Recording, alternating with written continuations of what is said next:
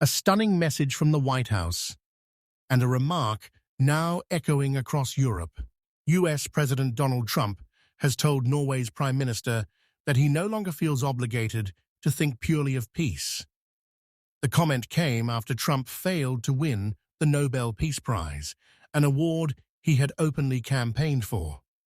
In a message published and later confirmed by Norway's government, Trump said that after being passed over for the prize, despite what he claims were efforts to stop 8 wars, his approach could now change.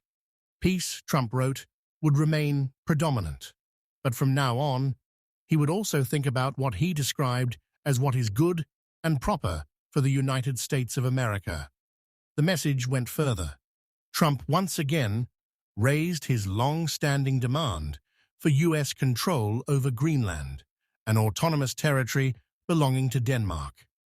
He argued that Denmark cannot protect Greenland from threats posed by Russia or China, and he questioned Denmark's right to ownership altogether, claiming there were no written documents, only historical landings by ships centuries ago. Trump added that the world, in his view, is not secure unless the United States has complete and total control of Greenland. Norway's Prime Minister, Jonas Gahr Støre, responded carefully. He stressed that the Nobel Peace Prize is not awarded by the Norwegian government, but by an independent Nobel committee, a distinction he said he had clearly explained to President Trump. The remarks have reignited global concern, especially as tensions over Arctic security continue to grow. Trump had pushed hard for last year's Nobel Peace Prize. Instead, the award went to Venezuelan opposition leader Maria Corina Machado. She accepted the prize in Oslo last month after a dramatic escape from Venezuela by boat.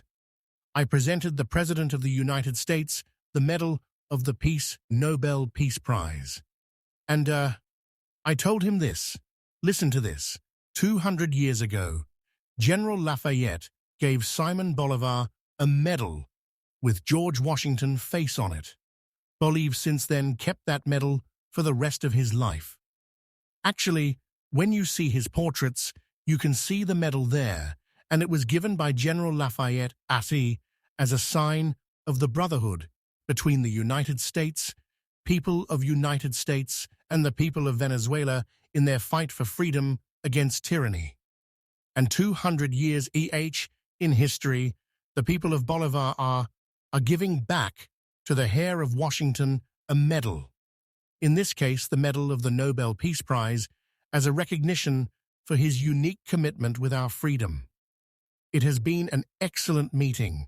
I think we had a longer day than I had been informed of, and we were able to talk calmly about the expectations and dreams of Venezuelans.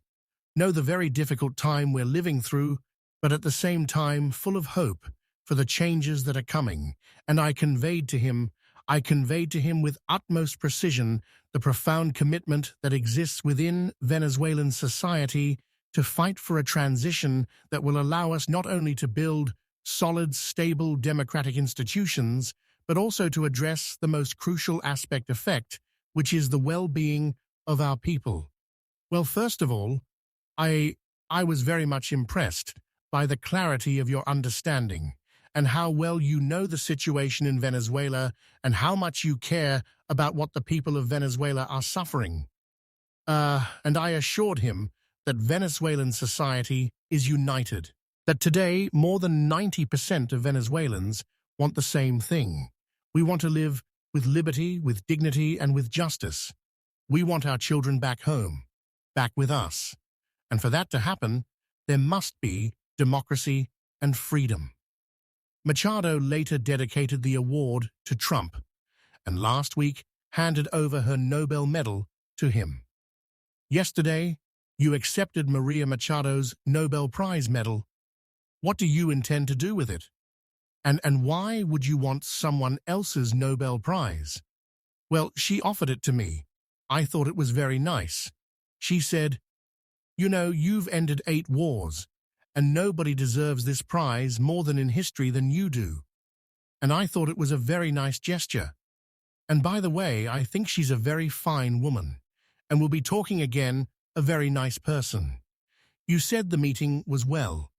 Why align with Delta Rodriguez and the remnants of the Maduro regime and not with Machado, who has the support of the Venezuelan people? Well, if you ever remember a place called Iraq where everybody was fired, every single person, the police, the generals, everybody was fired, and they ended up being ISIS. Instead of just getting down to business, they ended up being ISIS. So I remember that. But I'll tell you, I had a great meeting yesterday by a person who I have a lot of respect for, and she has respect obviously for me and our country, and she gave me her Nobel Prize. But I'll tell you what, I got to know her. I never met her before, and I was very, very impressed. She's this is a fine woman. A symbolic gesture now, overshadowed by words that are raising fresh questions about peace, power, and global stability.